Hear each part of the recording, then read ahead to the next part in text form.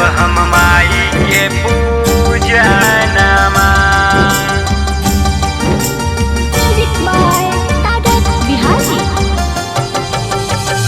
जमुई से ले ले अइहा ललकी चुनरिया।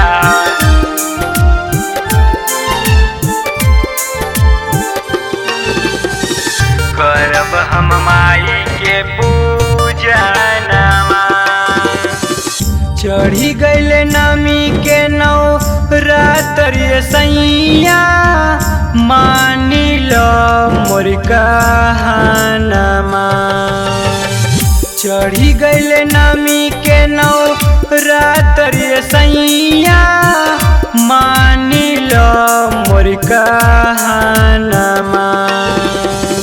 जमुई से ले ले अइहा ललकी चुनरिया। करब हम माई के पूजनमा। जमुई से ले ले अइहा ललकी चुनरिया। करब हम माई के पूजनमा।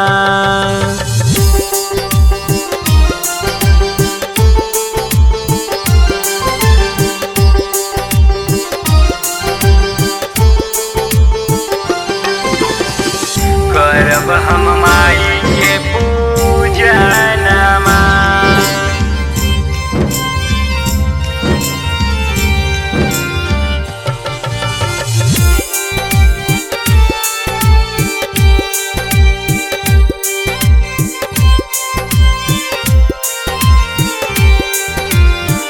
करब हम माई के पूजनमा।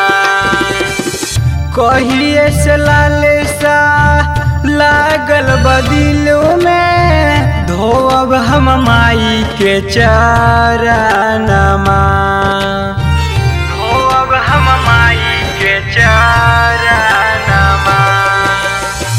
कहिए से लालसा लागल बदिलों में, धोब हम माई के चरणमा।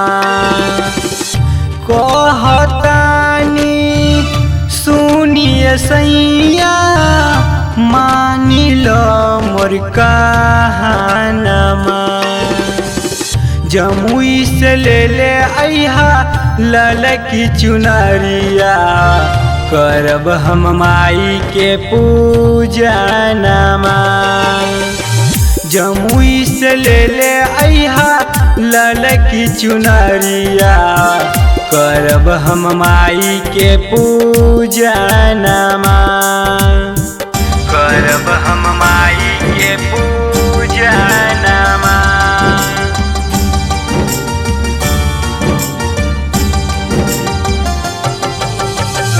जमुई से ले ले अइहा ललकी चुनरिया।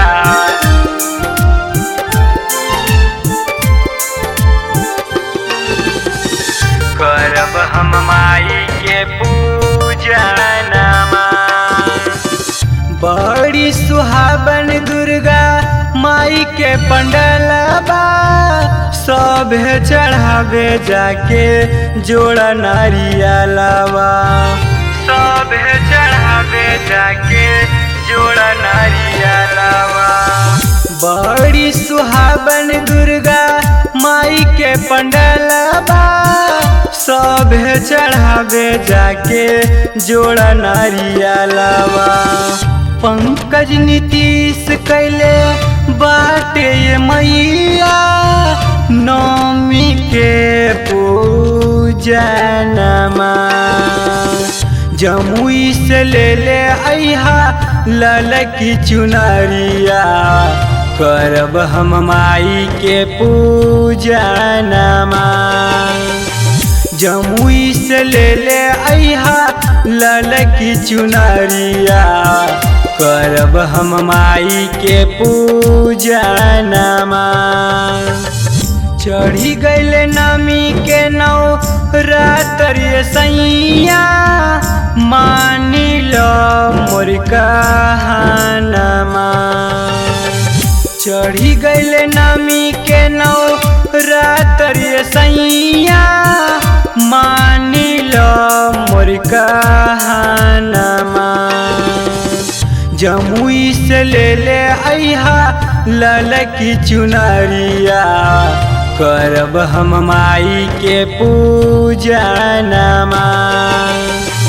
जमुई से ले ले अइहा ललकी चुनरिया करब हम माई के पूजनमा। बाबा रिकॉर्डिंग स्टूडियो, सचिन पाली गांव, सूरत।